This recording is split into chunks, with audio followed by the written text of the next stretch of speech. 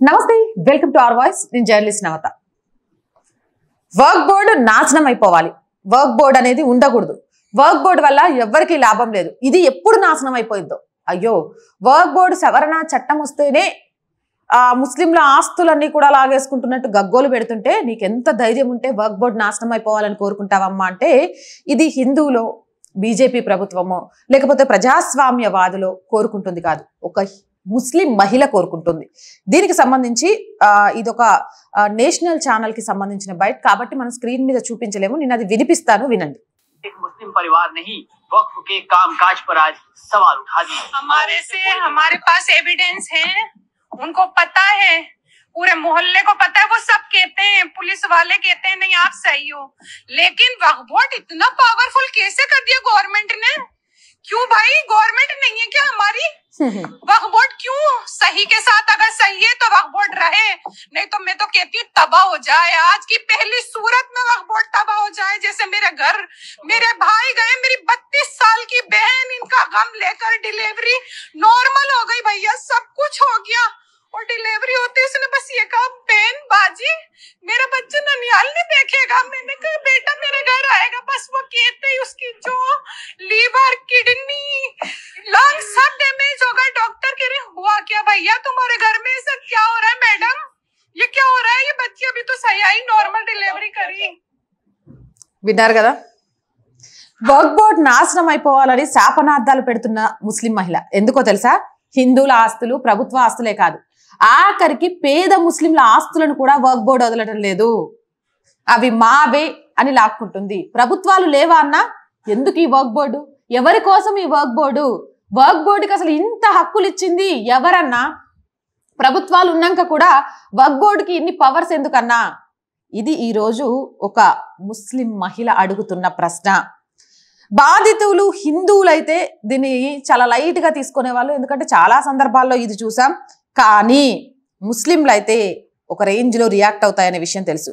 ఈ వీడియోలో work board అరాచకాలకు బలయ్య మా కుటుంబం సర్వనాశనం అయిందని ముస్లిం మహిళ ఏడుస్తూ మీడియాకు చెప్తుంది. ఏడుస్తూ చెప్పడమే కాదు, ప్రభుత్వాలు ఉన్నాక ఇంకా వర్క్ బోర్డు లాంటివి ఎందుకు? అసలు ఎవరు వర్క్ బోర్డుకి ఇంత పవర్స్ ఏంటి భయ్యా? ప్రభుత్వం కంటే పవర్స్ ఏంటి? కనిపించినయల్లా తీసుకోవడం ఏంటి? మా కష్టం ఏంటి? దానివల్ల వచ్చే లాభం ఏంటి? ఎవడు పెట్టమన్నాడు వర్క్ బోర్డు అని ఇక కుహానా సెక్యులర్ పార్టీలు, కొమ్ముగాసే రాజకీయ నాయకులకు, కొమ్ముగాస్తూ కోర్టులో పిలిచేస్తూ దాన్ని వాదిస్తున్న లాయర్కు లాగి లంపకాయ కొట్టినట్టు క్వశ్చన్ చేసింది. ఇప్పుడు ఏం సమాధానం చెప్తారు ఈ ప్రశ్నకి?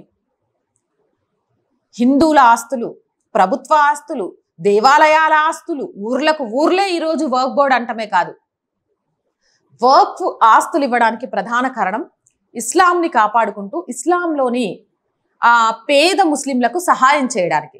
కానీ ఈరోజు అదే ఇస్లాంలోని పేద ముస్లింల ఆస్తులను కూడా వక్ఫ్ మాదే అని లాక్కుంటుంది. అంటే వర్క్ ఎంత పెద్ద భూతం. ఈ భూతానికి రెక్కలిచ్చిన కాంగ్రెస్ పార్టీని ఏం చేయమంటారో మీరే చెప్పండి. వర్క్ బోర్డు సవరణ జరిగింది అంటే రెచ్చగొట్టి ఆస్తులు పోతాయి, మసీదులు పోతాయి, దర్గాలు పోతాయి అని చెప్పే రాజకీయ నాయకులను అడగండి. ఎందుకు ఒక పేద ముస్లిం ఆస్తులను కూడా వర్క్ ఆస్తి అని చెప్తున్నారు? వర్క్ ఆస్తి నుంచి ఏ పేదవాడికి ఇప్పటి వరకు న్యాయం చేశారు? కరోనా సమయంలో 1 కేజీ బియ్యం ఇచ్చారా? డబ్బులు లేని ఒక ముస్లిం అమ్మాయి పెళ్లి చేశారా? ముస్లిం పిల్లలు ఎదగడానికి స్కూళ్ళు కాలేజీల కోసం ఏమన్నా ఉపయోగించారా? లేదా వ్యాపారాలు చేసుకోవడానికి సెటిల్ అవ్వడానికి వాళ్ళకి ఏదైనా లోన్స్ ఇచ్చారా? వర్క్ కి సంబంధించి చాలా ల్యాండ్స్ ఉన్నాయని విన్నాము. మరి నాకెందుకు సొంత ఇల్లు లేదు అని మీ దగ్గరకు వస్తున్న నాయకులను అడగండి. అది మీరు అడగాల్సింది. వర్క్ సవరణ చట్టం అమలు చేయకూడదు అంటూ కొందరు మతోన్మాద రాజకీయ నాయకులు చెప్తున్న మాటలను విని రోడ్లెక్కి ధర్నాల పేరుతో హింస సృష్టించడం కాదు. నిజంగా వర్క్ బోర్డు సవరణ వల్ల ఎవరికి న్యాయం జరుగుతుందో ఆలోచించండి. CAA, UCC, NRC, work board సవరణ, ఆర్టికల్ 370 ఇలాంటివన్నీ ఈ దేశంలో ఎప్పుడో ప్రక్షాళన జరగాల్సినవి. జరిగితే ఈ దేశం ఇప్పటికీ ఎవరెస్ట్ అంత ఎత్తులో నిలిచేది. కానీ కాంగ్రెస్ ఓటు బ్యాంకు రాజకీయం కోసం ఈ దేశాన్ని ఎట్టి పరిస్థితుల్లో ఎదగనివ్వకూడదనే ఒక ఆలోచనతోటి తమ సీట్లను కాపాడుకోవడానికి ప్రయత్నమే చేసింది. కానీ ప్రజా శ్రేయస్సు కోసం ఒక్క పథకాన్ని కూడా, ఒక్క ఆలోచనని కూడా తీసుకురాలేదు. ఈ రోజు ప్రభుత్వం ఓటు బ్యాంకు కంటే కూడా దేశ భవిష్యత్తే ముఖ్యమంటూ ప్రతి పేద ముస్లింకి వనరులు అందాలి అనే ఉద్దేశంతో వక్ఫ్ బోర్డు సవరణ బిల్లుని తీసుకొచ్చింది. అది చట్టం అయిపోయింది. దాన్ని గౌరవించడం నేర్చుకుందాం. ఇది ఆర్ వాయిస్ లేకపోతే హిందువులో లేకపోతే హిందూ మత పెద్దలో హిందూ రాజకీయ పార్టీలనే మీరు బిఎస్జేపో ఆర్ఎస్ఎస్ చెప్తోంది కాదు, ఒక ముస్లిం మహిళ చెప్తోంది. ఆమె కన్నీరైనా మిమ్మల్ని కరిగించాలని, ఇలా దొంగ మాటలతో నిరసన పేరుతోటి మీ జీవితాలు నాశనం చేయాలనుకునే వారి ఆలోచనలను మీరు గ్రహించాలని మనస్ఫూర్తిగా కోరుకుంటున్నాను. మరి మీరేమంటారు? కామెంట్ సెక్షన్ లో పెట్టండి.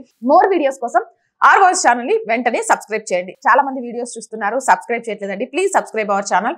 కంటెంట్ బాగుంది అనిపిస్తే లైక్ చేయండి, షేర్ చేయండి. అలాగే ఆర్థికంగా ఆర్ వాయిస్ కి చేయూతను అందించాలి అనుకుంటే సబ్స్క్రిప్షన్ పక్కనే జాయిన్ అనే బటన్ ఉంటుంది. 1 to 5 లెవెల్స్ ఉంటాయి. ఏదో ఒక లెవెల్లో సపోర్ట్ చేయండి. స్క్రీన్ మీద గూగుల్ పే, ఫోన్ పేతో పాటు అకౌంట్ డీటెయిల్స్ ఉంటాయి. వాటి ద్వారా కూడా సపోర్ట్ చేయొచ్చు.